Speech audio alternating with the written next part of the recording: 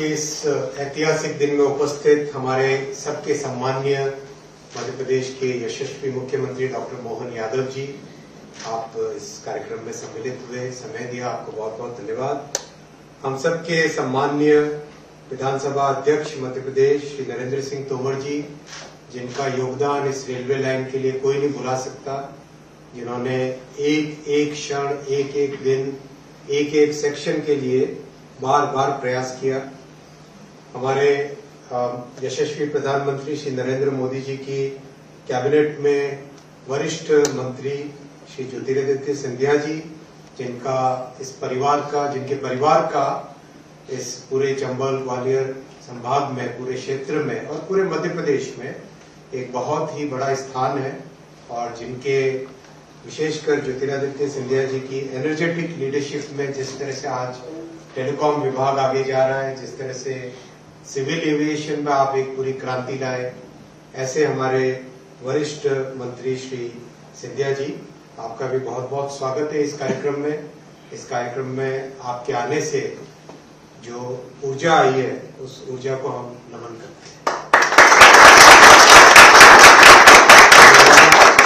मुरैना के माननीय सांसद श्री शिवमंगल सिंह तोमर जी, जिन्होंने एक अपने हर संसद के हर अधिवेशन में और संसद के अधिवेशन के बावजूद भी जब भी कभी भी किसी कमेटी की मीटिंग के लिए आते हैं, हमेशा इस रेलवे लाइन के लिए आपने खूब प्रयास किए, और इन सब प्रयासों के लिए और सभी के प्रयासों से, जैसा माननीय प्रधानमंत्री जी कहते हैं, सबका साथ, सबका विकास, सबका विश्वास और सबका प्रयास, तो सभी के प्रयासों से ये रेल लाइन आज एक सच्चाई में बदली है, और 56 किलोमीटर लंबे कैलारस वीरपुर सेक्शन का आज इनॉग्रेशन हो रहा है। गाड़ी आज चलेगी इस रेलवे लाइन पे। बहुत ही महत्वपूर्ण एरिया है। अगर आप इस नक्शे पे देखें तो चंबल ग्वालियर के इस पूरे सेक्शन को जोड़ने वाली ये रेलवे लाइन है। इस रेलवे लाइन से कई गांवों का, जैसा माननीय नरेंद्र सिंह तोमर जी भी बता रहे थे, 100 से अधिक गांवों को इसका बेनिफिट मिलेगा, और आगे आने वाले समय में शिवपुर कला से कोटा तक इस रेलवे लाइन को जोड़ने से, कोटा जो बहुत बड़ा एजुकेशन हब है, और आगे इंडस्ट्रियल हब्स भी आगे जुड़ते हैं, जयपुर और सब जुड़ते हैं, तो उससे पूरे क्षेत्र को बहुत बेनिफिट होगा, ऐसा मेरा विश्वास है। हमने पूरी तरह से इस प्रोजेक्ट को प्रायोरिटी में रखा है। हालांकि ये प्रोजेक्ट 2011 में मंजूर हुआ था, लेकिन काम इसका माननीय नरेंद्र मोदी जी की सरकार में 2016 के आसपास काम चालू हुआ। एक्चुअल में 2015 और 2016 में थोड़ा काम इसमें आगे बढ़ा। श्री तोमर जी तब केंद्र में मंत्री थे, आपने बहुत लगातार प्रयास किया। मेरे से पहले श्री पीयूष जी गोयल जी के साथ भी आपने लगातार प्रयास किया, और इन सब प्रयासों के कारण 117 किलोमीटर का ये सेक्शन करीब करीब कंप्लीट हुआ। काम भी बहुत तेजी से हुआ। बिरला नगर से रायरू का सेक्शन मई 2023 में खुला, फिर रायरू से सुमावली का सेक्शन अगस्त 2023 में, मध्य प्रदेश के चुनावों से जस्ट पहले खोला गया था। फिर सुमावली से जौरा का नवंबर 2023 में इनॉग्रेशन हुआ।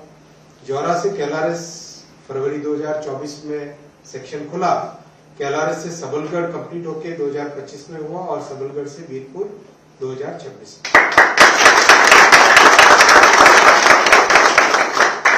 आपके मन में निश्चय ही, कैलारस में सभी साथी बैठे हैं, आपके मन में विषय आएगा कि इसके आगे वीरपुर से आगे वाला सेक्शन कब खुलेगा। तो मैं आपकी जानकारी में देना चाहूंगा कि वीरपुर से आगे सिरोनी रोड का 37 किलोमीटर का सेक्शन, और आगे सिरोनी रोड से शिवपुर कला का 33 किलोमीटर का सेक्शन, काम करीब करीब 95% काम कंप्लीट हो गया है।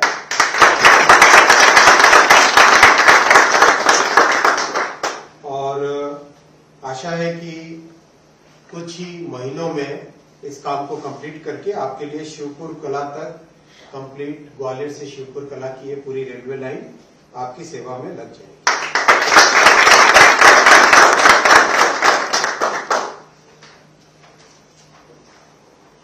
कई बड़े स्टेशन इसमें आते हैं। ग्वालियर से बिरला नगर, रायरू, बामोर गांव, अंबिकेश्वर, सुमावली, जोरा, आलापुर, भटपुरा, कैलारस, सेमई, पीपल वाली चौकी, सबलगढ़, रामपहाड़ी, विजयपुर रोड, कैमरकला, वीरपुर और उसके आगे आने वाले स्टेशन। काफी अच्छा प्रयास है मध्य प्रदेश में रेलवे के विकास का। सब जानते ही हैं कि 2014 से पहले यूपीए सरकार के समय मात्र 632 करोड़ रुपए का बजट होता था मध्य प्रदेश में रेलवे के डेवलपमेंट का, और अब माननीय प्रधानमंत्री श्री नरेंद्र मोदी जी 15,188 करोड़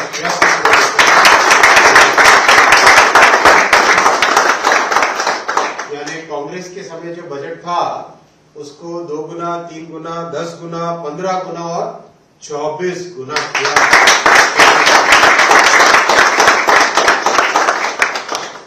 आज मध्य प्रदेश में रेलवे का, मध्य प्रदेश और जुड़े हुए प्रोजेक्ट्स में रेलवे का करीब 1,55,000 करोड़ रुपए का इन्वेस्टमेंट होगा।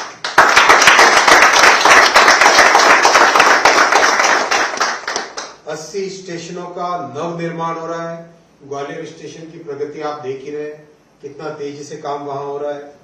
5 वंदे भारत गाड़ियां चल रही है मध्य प्रदेश को जोड़ते हुए, 7 अमृत भारत गाड़ियां मध्य प्रदेश को जोड़ते हुए हो रही है। बहुत सारे नए प्रोजेक्ट्स अभी अप्रूव हुए हैं हाल ही में। माननीय मुख्यमंत्री जी का पूरा सहयोग है भूमि अधिग्रहण के लिए। मनमाड़ इंदौर नई लाइन एक अपने आप में क्रांतिकारी लाइन बनेगी। भुसावल से खंडवा की 3rd और 4th लाइन, प्रयागराज से मानिकपुर की 3rd लाइन, रतलाम से नागदा की 3rd और 4th लाइन, इटारसी से नागपुर की 4th लाइन, इटारसी से भोपाल से बीना की 4th लाइन, बड़ौदा से रतलाम की 3rd और 4th लाइन, गोंदिया से जबलपुर की डबलिंग, नागदा से मथुरा की 3rd और 4th लाइन। इतने नए प्रोजेक्ट माननीय प्रधानमंत्री जी ने अपनी इस ऐतिहासिक तीसरी टर्म में मध्य प्रदेश से जुड़े हुए प्रोजेक्ट्स करीब 64,512 करोड़ रुपए।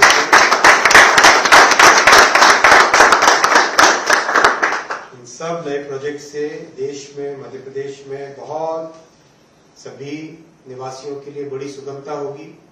साथियों, नौजवानों को मैं एक बात बताना चाहूंगा, विशेषकर माननीय प्रधानमंत्री श्री नरेंद्र मोदी जी ने 2014 में जिम्मेदारी लेने के बाद में रेलवे में 5,54,000 लोगों को रोजगार दिया है।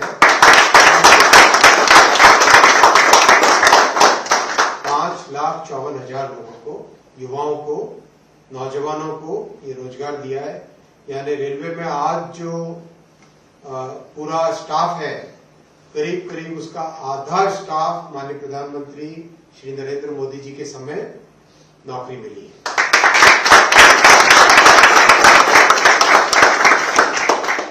और अभी जैसे जो एक बहुत बड़ा रिफॉर्म किया गया, बहुत बड़ा सुधार किया गया था 2024 में, अब हर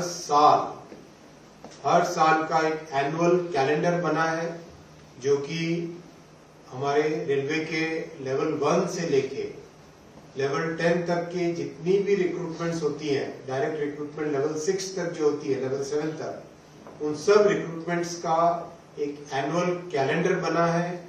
उस एनुअल कैलेंडर का एकदम 100% अनुपालन हो रहा है और युवाओं के लिए बहुत बड़ी एक नई आशा जगी है। अभी पिछले 12 महीनों के अंदर 12 से 14 महीनों के अंदर करीब हाल ही में 3 करोड़ से ज्यादा युवाओं ने रेलवे की परीक्षाएं दी है। और मुझे संतोष है इस बात का कि इन सब परीक्षाओं को बहुत शांति से सभी नौजवानों ने और रेलवे के प्रशासन ने सबने मिलकर बहुत ही एक ट्रांसपेरेंट तरीके से इन परीक्षाओं को संपूर्ण किया है।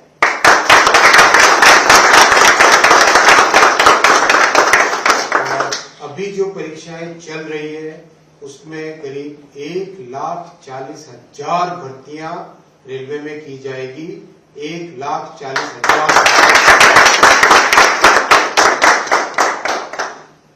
इतना बड़ा प्रयास है रेलवे के मॉडर्नाइजेशन के लिए। माननीय प्रधानमंत्री जी का रेलवे के मॉडर्नाइजेशन पे बहुत बड़ा फोकस है, क्योंकि आप देखिए भारत तेल बाहर से आयात करता है। भारत में तेल बहुत कम ही मात्रा में, तेल और गैस कम ही मात्रा में प्राकृतिक रूप से पाया जाता है। बाहर से तेल आयात करने के बजाय अगर हम सामान को और यात्रियों को अधिक से अधिक विद्युतीकरण इलेक्ट्रीफाइड रेलवे से ट्रांसपोर्ट करें तो हमारा बहुत बड़ा जो तेल के ऊपर खर्चा होता है, डीजल के ऊपर खर्चा होता है, वो कम होता है। आज 740 करोड़ रेलवे के यात्री और 1670 मिलियन मेट्रिक टन कार्गो जो रेलवे लेके जा रही है, रेलवे का नेटवर्क करीब करीब 100% इलेक्ट्रीफाई हो गया है। इसके कारण देश में रेलवे के इलेक्ट्रिफिकेशन और रेलवे के विस्तार और रेलवे के मॉडर्नाइजेशन के कारण बहुत बड़ी जो आत्मनिर्भरता आई है, डीजल पे निर्भरता कम हुई, पेट्रोल के आयात, क्रूड ऑयल के आयात पे, इंपोर्ट पे निर्भरता जो कम हुई है, वो अपने आप में एक ऐतिहासिक काम है। इस काम के लिए, इस विजन के लिए और इतने मेटिकुलस एग्जीक्यूशन के लिए मैं माननीय प्रधानमंत्री श्री नरेंद्र मोदी जी को बहुत बहुत अभिनंदन करता हूं, धन्यवाद देता हूं। देश के भविष्य की आपने एक नींव रखी है। ये नींव हम सब के लिए और आने वाली कई पीढ़ियों के लिए बहुत बड़ी नींव साबित है।